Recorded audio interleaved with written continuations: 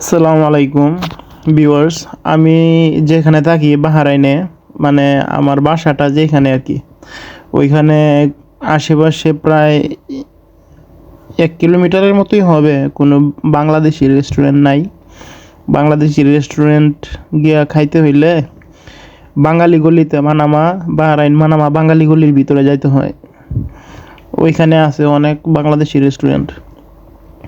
তো তখন রাত প্রায় 11টা, সাড়ে 11টা এরকম বাজে। বাংলাদেশি রেস্টুরেন্টে আরও যায় নাই, অনেকটা দূরে যাইতে হবে।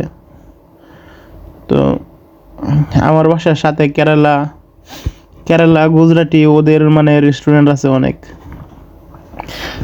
তো কেরালা একটা মুসলিম রেস্টুরেন্টের ভিতরে গিয়া খাইলাম। এটার আঞ্চলিক নাম হয়েছে চিকেন চুক্কা, মানে কেরালা ভাষায়। 3টা পরোটা আর চিকেনের সাথে পোলট্রি, ওদের স্পেশালি একটা মশলা মিক্স করে ওরা ফ্রাই করে আর কি, অনেক স্বাদ। তবে কেরালার রেস্টুরেন্টের ভিতরে সব তরকারি আমরা বাঙালিরা খাইতে পারি না। ওরা নারিকেল দিয়ে এই তরকারি পাকায় বেশি, নারিকেল তেল দিয়েও তরকারি পাকায়। আর সব তরকারির মধ্যেই ওরা নারিকেল দেয়। নারিকেল মানে স্ক্রাব করে নারিকেলের গুঁড়া, নারিকেলের পাউডার সব কিছুই ওরা তরকারির মধ্যে খায়।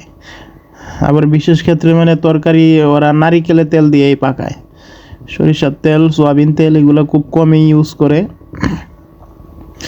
আসলে ওদের বাড়িঘর ধরো নারকেলের গাছ বেশি, ছোটোবেলা থেকে সব কিছুতে নারকেল খায় অভ্যস্ত ওরা।